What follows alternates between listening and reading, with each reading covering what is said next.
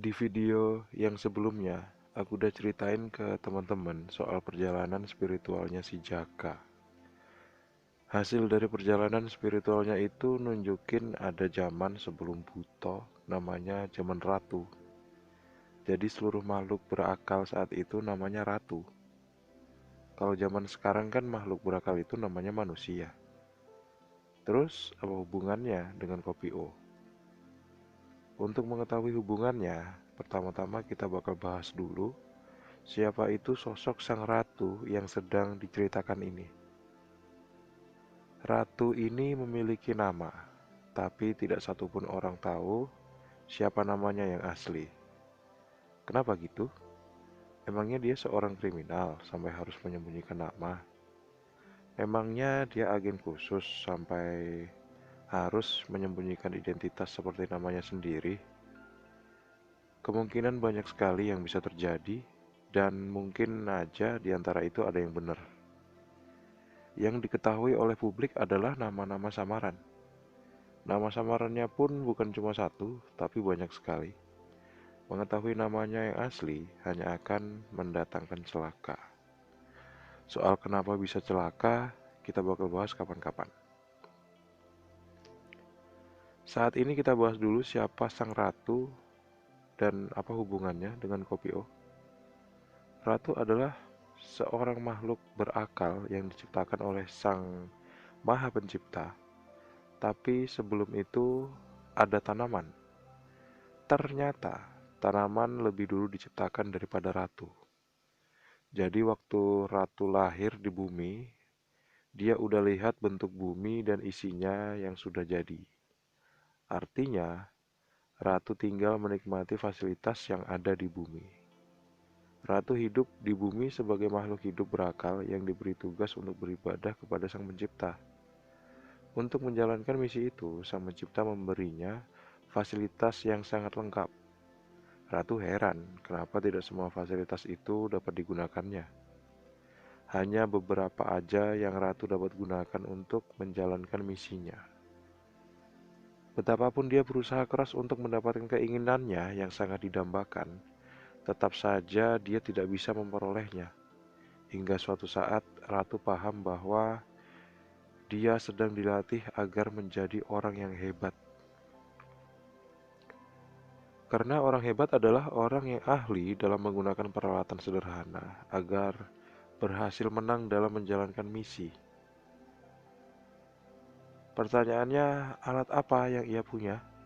Misi apa aja yang sedang ia jalani selain misi beribadah kepada Sang Pencipta? Sampai di sini aku heran, teman-teman. Heran soalnya nggak aku temukan kelanjutan cerita di naskah narasi yang dibuat sama si Jaka. Aku bolak-balik kertasnya juga nggak ada kelanjutannya. Terus gimana nih baiknya menurut teman-teman? Yang jelas aku nggak bisa cerita banyak, soalnya naskahnya nggak ada kelanjutannya. Atau emang nyelip di satu tempat ya? Besok pas udah ketemu naskahnya, aku lanjut bacain lagi deh. Karena durasi video masih ada, baiknya kita review lagi aja deh ya cerita yang tadi. Inti ceritanya adalah ada kehidupan sebelum manusia. Kehidupan di bumi itu dihuni oleh makhluk berakal yang disebut ratu. Jadi seluruh makhluk yang berakal itu namanya ratu. Sebelum ratu tinggal di bumi, yang lebih dahulu tinggal adalah tumbuhan. Terus apa hubungannya dengan kopi O? Sabar. Kita bahas dulu soal tumbuhan. Tumbuhan itu makhluk hidup yang punya rasa bagi lidah manusia. Ambil contoh cabai rawit. Rasanya pedas di lidah manusia. Tapi ada juga cabai yang rasanya kurang pedas pada jenis cabai yang lain. Dengan adanya kemajuan teknologi pertanian, sekarang muncul jenis cabai baru yang rasanya teramat pedas. Artinya, seseorang yang punya keahlian di bidang pertanian dapat aja membuat varietas baru dari cabai dengan cara kawin silang atau dengan cara-cara yang lain. Poinnya adalah seorang ahli dapat merubah keadaan materi menjadi bentuk yang diinginkan. Dalam hal itu, manusia berfungsi sebagai penemu, sedangkan cabai adalah materi yang dijadikan bahan uji coba. Sampai di sini nih, nalarku mengatakan bahwa itu semua masuk akal, teman-teman. Masuk akal sekali karena hasil penemuan para ahli setiap hari kita gunakan. Contoh kecil, lilin, terus sabun mandi, odol, laptop.